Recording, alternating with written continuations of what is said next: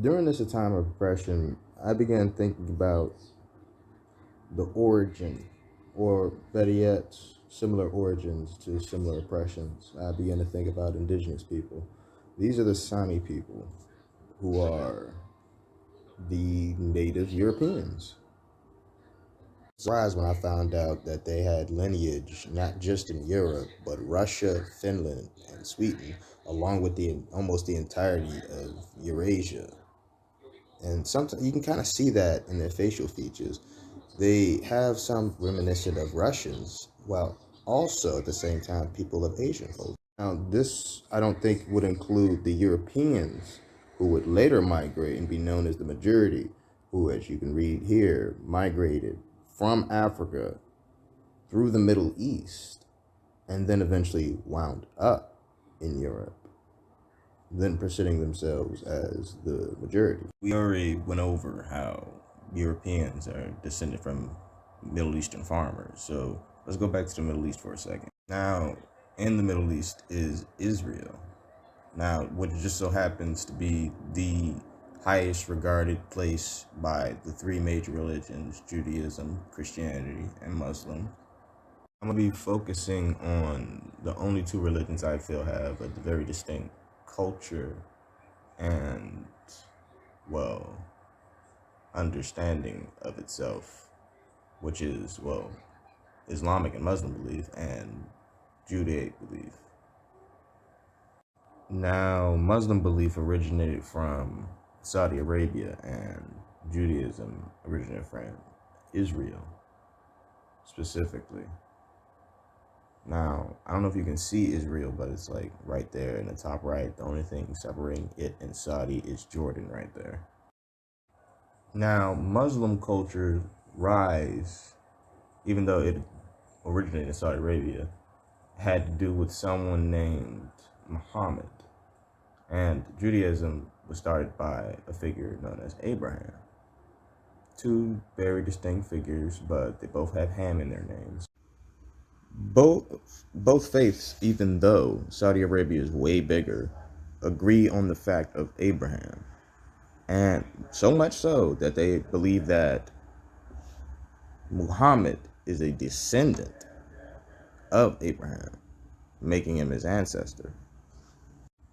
With that in mind, I felt like I should talk about how I feel Judaism, Judaic, Muslim, Islamic faith are very similar. I feel like ethnically, culturally, especially when it comes to country of origin, to a point that they could either be, I feel like, relatives or cousins.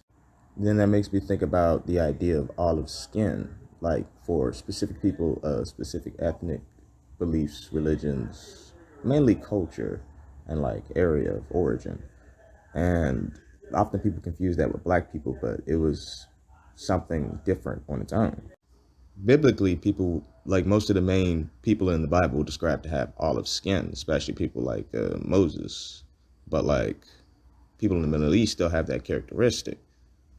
But even in history, I felt like the characteristic of olive skin carried within the Jewish population up to a certain point. Here are pictures of Anne Frank. I chose these ones specifically so you could see what I'm talking about. Like, I'm not exactly sure of her skin tone, but right on this side you have like one where she has a lighter complexion. Up here, darkened complexion, not too dark. It actually is reminiscent of someone from the Middle East. Like, specifically, I feel like in the hair and like the nose and like the just the shape of her face. It like, hang on. All I typed in was olive skin, and this is what popped up. Like, you see what I'm talking about? Like the actress that played Wonder Woman type shit. Like, now that doesn't mean I don't think people who have lighter skin and of Jewish faith aren't related to people like Anne Frank. In fact, I think that just reinforces the belief that our skin doesn't define us, and we transcend things like that ages ago, but we hold on to old instincts that we believe keep us alive today. What have I determined? They were all a bunch of fucking Senjus and Uchihas killing each other, all off some shit our ancestors did.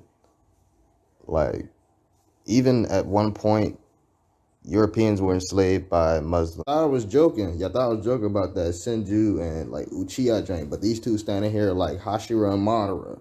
But it's like, nah, basically this is like during the time when the Ottoman Empire were taking slaves from like Europe and whatnot. But even when it did stuff, when stuff like that happens, there's a lot of breeding. So you get to a point where like the land and country almost everybody's in, like doesn't belong to them. On some real shit, like don't belong to them. And even if it don't, they're somehow descendants of the people it belong to. Because stuff happens. People get freaky. Like stuff like this is a colored picture of the Sami people. I kind of forgot to add that one. So we already covered that Europe has origins from Africa and Middle East, and the people that you're looking at right now are the oldest Scandinavians in history. So that includes Russia and all that. So like, and that includes Eurasia, Europe/Asia, that entire area.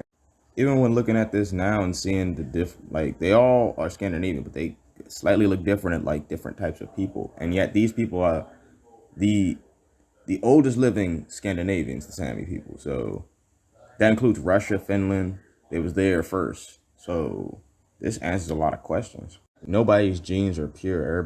Everybody is a mutt, and that's how it's supposed to be. And that's why you got islands where people look Indian, but they got blonde hair and blue eyes. We were all made to separate and then come back and meet each other as something new and better. Like we're all in this like job like together, but motherfuckers be trying to make up new rules and shit. But that doesn't make me excuse like anything going on, like we said, like things going on in Russia right now, like where people are being oppressed simply because of how they look, or things have always been like that, and that's not okay. I just want people to understand that you're not alone, in a sense. You're not alone mainly because no matter how much you may hate somebody or how much they may hate you, at the end of the day, nothing really stops you when y'all don't see each other from being the same fucking person behind closed doors. Like, that shit is vital and crucial. But at the end of the day, my heart goes out to everyone who suffer. No one should be going through anything like that right now. No one should be oppressed for any reason whatsoever. No people's problems are more important than the others, and everyone should respect that regardless. If you can help. If you're gonna hurt, please stop, go somewhere else.